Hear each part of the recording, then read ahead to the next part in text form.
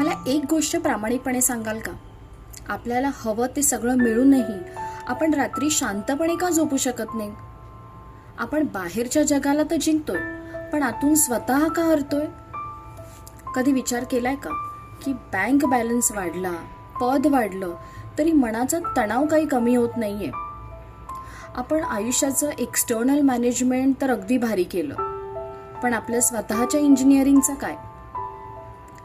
वास्तव हेच आहे की आपल्या आयुष्यातला 90% कचरा हा बाहेरच्या लोकांमुळे नाही, तर आपल्या स्वतःच्या विचारांमुळे तयार झालाय. आपण घराचं इंटिरियर डिझाईन तर बेस्ट केलं, पण सुखाची चावी चुकीच्या कुलपात शोधतोय. हे मान्य करण्याची हिंमत आहे का तुमच्यात? सत्य काढू असं म्हणतात, पण माझ्या मते ते डोळे उघडणारं असतं.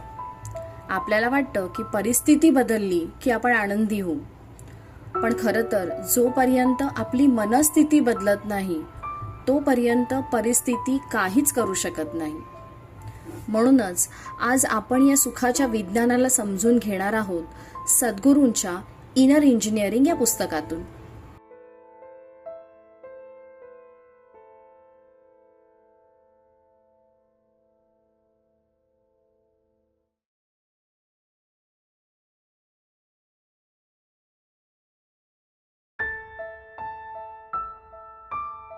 कल्पना करा अशा एका माणसाची जो आपल्यासारखाच आहे. नाव समजा सागर. सागरकडे सगळं होतं, चांगली नोकरी, सुंदर कुटुंब, हसतमुख मुलं, पण तरीही सागरच्या चेहऱ्यावर कधीच हसू नसायचं.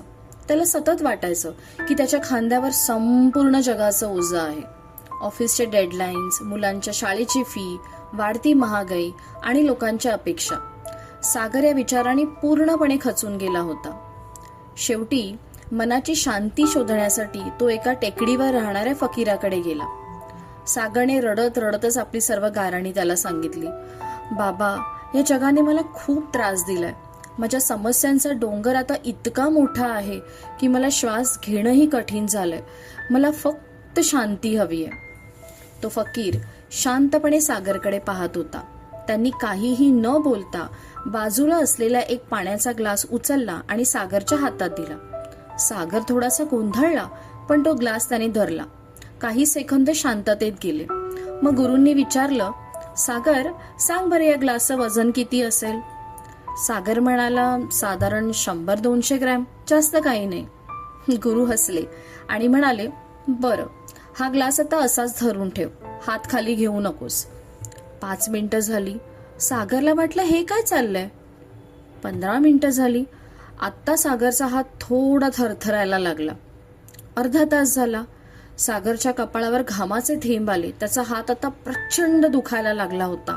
तो आता सहनशक्तीच्या पलीकडेही गेला होता. शेवटी सागर ओरडला, बाबा, आता सहन होत नाहीये. हा ग्लास खूप जड वाटतोय. माझे हात निकामी होतोय असं वाटतंय. गुरु शांतपणे म्हणाले, सागर, खाली ठेवतो ग्लास. सागरने सुटकेचा निश्वास सोडला. तेव्हा गुरूंनी त्याला असा एक धडा दिला जो त्याच्या आयुष्याचा टर्निंग पॉइंट ठरला. गुरु म्हणाले, सागर, तू ग्लास धरलास तेव्हा त्याचं वजन 200 ग्रॅम होतं आणि आताही ते 200 ग्रॅमच आहे. वजन वाढलं नाही, पण तो किती वेळ धरून ठेवलाय यावर त्याचं ओझं ठरलं. जर तू 1 मिनिट धरला असतास तर तुला काहीच जाणवलं नसतं.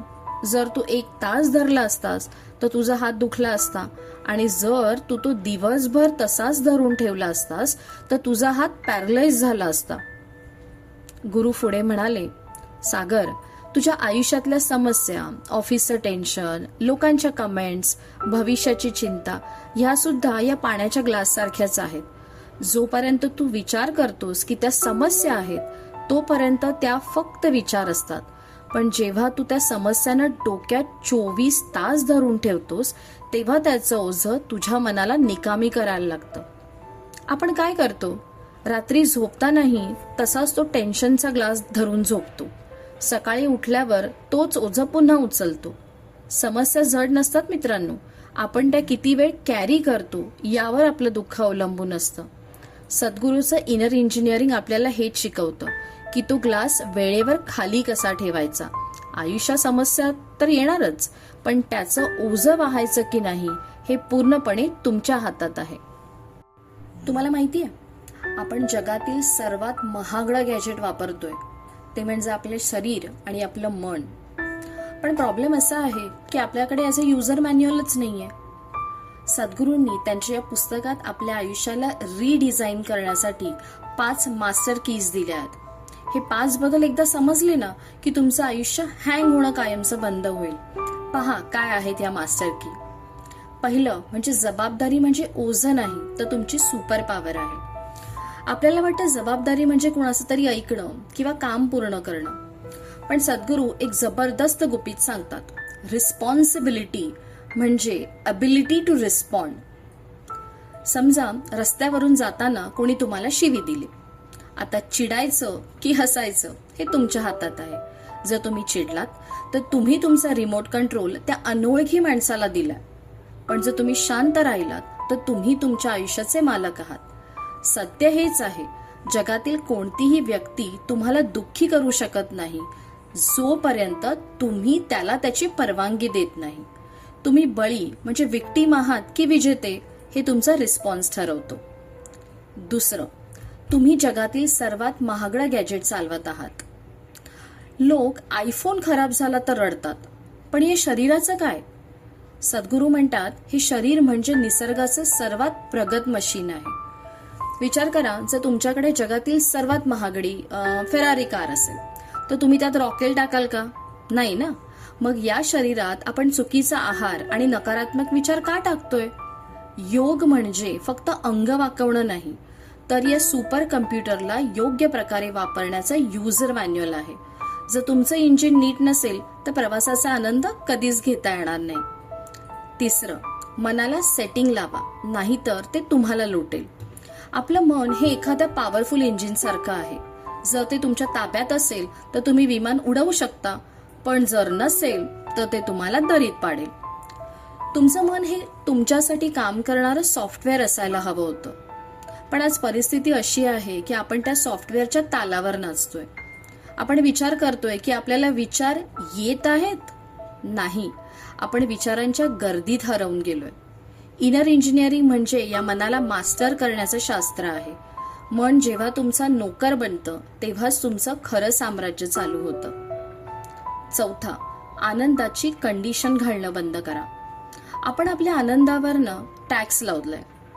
पगार वाढला तर मी खुश होईन, घर घेतलं तर मी आनंदी होईन. विचार करा, जर श्वास घेताना तुम्हाला आनंद मिळत नसेल तर महागाईतल्या कारमध्ये तरी बसून कसा मिळणार? आनंद ही तुमची मूळ प्रकृती म्हणजे डिफॉल्ट सेटिंग आहे. तो काही एखादा इव्हेंट नाही. जिवंत असणं हीच एखादी मोठी गोष्ट आहे की त्यासाठी कोणत्याही कारणाची गरज नाही. ज्या दिवशी तुम्ही आनंदी राहण्यासाठी अटी घालणं बंद कराल त्याच दिवशी तुम्ही खऱ्या अर्थाने मुक्त व्हाल. पाचवा, तुमच्या स्वतःच्या तुरुंगातून बाहेर पडा. आपण स्वतःभोवतीनं खूप भिंती बांधल्या आहेत. मी असाच आहे, मी अशीच आहे, हीच माझी जात, हाच माझा धर्म.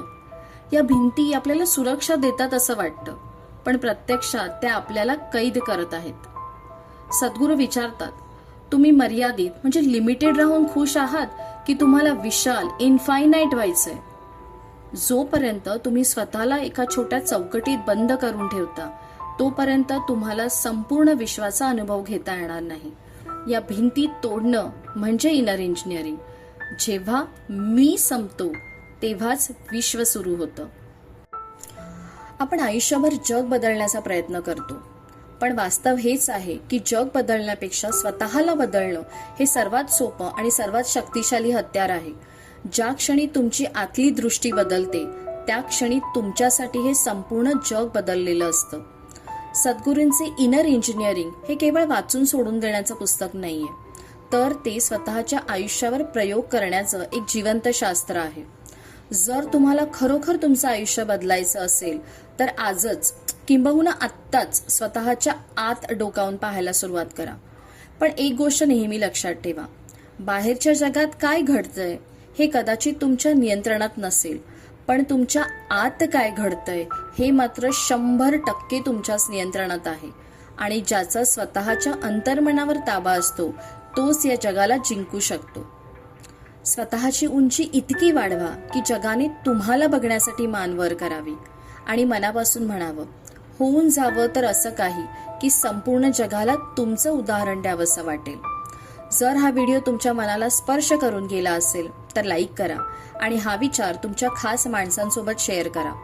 अशाच लाईफ चेंजिंग माहितीसाठी आपल्या सोल डायरीज बाय मधू चॅनलला सबस्क्राईब करायला विसरू नका. शिकाल तर जिंकाल.